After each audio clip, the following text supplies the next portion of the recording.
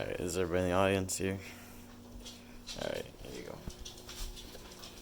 Alright, thank you guys for coming to my speech. I'll start with a quote. It says, "No man has the right to be an amateur in the matter of physical training. It is a shame for a man to grow old without seeing the beauty and strength of which his body is capable of." That is a quote from Socrates, a famous Greek philosopher. So, I'm here today to convince you to take up a form of resistance training for both the mental and physical benefits, because it has a lot for both. Primarily physical, but there's a little bit of mental fortitude there too. Alright, so in the United States, obesity is a huge problem, and it keeps going higher and higher and higher every single year. As you can see by this graph over here, the trend of obesity in the United States continues to grow, not only just in adults, but also in youth, as you can see on the green line. So obesity continues to rise, and it's on the rise in the United States. And it's due to the overabundance of hyperpalatable foods. There's too many foods out there that people can eat so easily, so readily available, and has super high amounts of calories and extremely low amounts of micronutrition, such as vitamins and minerals. And also, there's a decrease in activity across the board. Everyone is less active. More people are more sedentary. People have more sedentary jobs. They sit at a desk for like hours and hours on a day, hardly ever get up. And also, in the youth, there is also a decrease of people participating in sports, decrease of people doing extracurricular activities that involve being active. That is also why there's a significant increase of obesity, not just in the adults, but also in the youth. And these are data from the CDC itself, if you want to look them up, cdc.org. And there's also some problems with osteoporosis, sometimes in society, but also with diabetes. And both these things, not directly, can also be solved with weight training and resistance training, but they can be at least aided in it. It can help reduce the likelihood of getting diabetes by affecting your insulin sensitivity levels. And also it can change your bone mineral density, so it'll also make it so you're less likely to have osteoporosis in the future and have stronger bones, which, that's always pretty good. Because then, if you get kicked in the shin, your leg's not going to break. So that's a major key. So this is mainly due also to the rise in obesity and type 2 diabetes is due to the overabundance of hyperpalatable foods, like I've already said. There's way too many available foods like this, and the entire American diet has completely changed. Everyone's eating all these foods in like a fast food market, and it's a change in the entire diet that this has happened. It's not just some people are eating this, it's almost everyone. That's the reason why it's a huge problem. And I think it's predicted that about in 2019, over 80% of the United States population will be either overweight or obese already. Alright. And so, when you do resistance training, you build more muscle in general. Even if you do as short periods of like 30 minutes. 30-minute intervals can increase your muscle size and muscle strength significantly. According to a Preventative Medicine, Volume 33, Issue 5, made in November 2001, they say that when they had people who did only 30 minutes even of resistance training, their skeletal muscle increased significantly. And then this makes it so you have more muscle mass. You're less likely to have injury because you're more mobile, you're more used to this kind of thing. But also, you have more of a metabolism. Your metabolism increases no matter what, because muscle is metabolically active tissue. That means no matter what, you're going to burn more calories to maintain it. That's what it does, because you have also muscle tone, means constant contraction going back and forth from time to time to maintain posture and other things like that. And so that means you have a higher metabolism. You can eat more, you can eat better, or when you're eating the foods that you're already eating, it's not going to be as hindering. You can eat the same amount of calories and burn more so you can maintain a healthier weight easier.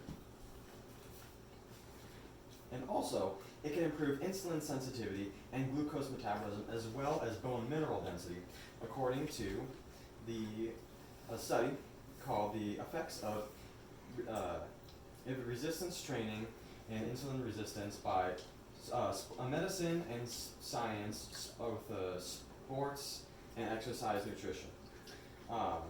Because it increases your insulin responsiveness, makes your insulin response a lot better. And so it makes it so you're less likely to develop things like type 2 diabetes, and that way it improves your overall energy levels too throughout the day and decreases the chance of you getting diabetes, which of course is a significant significant thing. Because also, diabetes is strongly correlated too with obesity, and that's why there's also increase in obesity in certain parts of the United States because of obesity.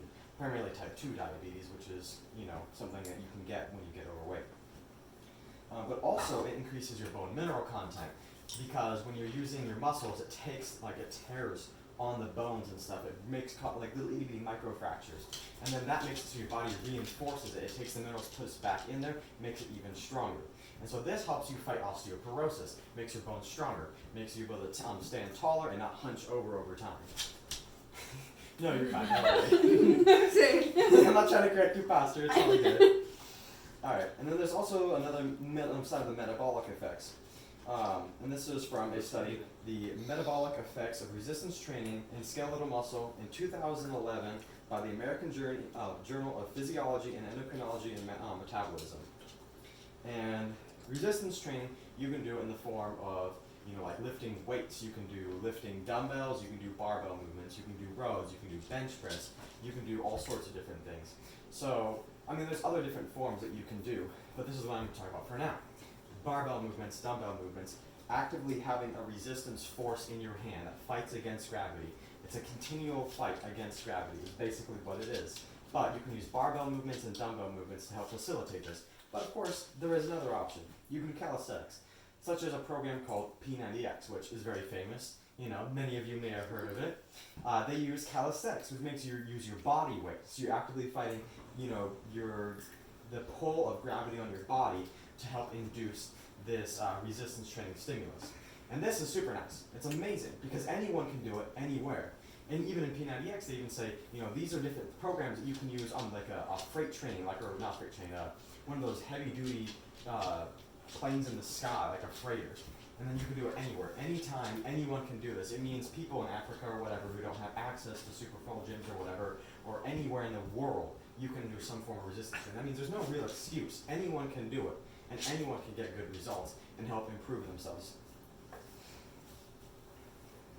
And there's many forms of resistance training. Like I said, there's calisthenics, barbell movements, dumbbell movements. Of course, there's other things. You can use pulling machines. You can also use bands and all sorts of other things. That means almost anyone can implement this. Even if you're in an office or something, you can get up to like 5, 10, 15 minutes or something and do some form of exercise to help increase your metabolism and build more muscle. And that's why you should do it for health. But not just your health. Not just for your future health, but also your mental fortitude. Because when you're actively pushing yourself every day, you learn what it feels like to be under challenge, under pressure, and you need to push yourself. You learn to know what you're capable of, not just mentally, but physically. Because it does take a lot of mental effort to push yourself to your limits every single day. And so, also, you'll be, looking in the mirror and be like, hey, that's new muscle. That's pretty nice, You'll be looking leaner. You'll feel more confident. All around. Amazing benefits. And so, I encourage you, don't just be an amateur. Always try hard. See what you can do and make your physical health enhanced. You want to make sure that you're not just going about life, all lackadaisical and stuff, and then just living at an office job, sitting at a desk all day. You want to push yourself a little bit. See what you can do with your body. At least attempt to. See how much you can lift. See what you can do. Push yourself.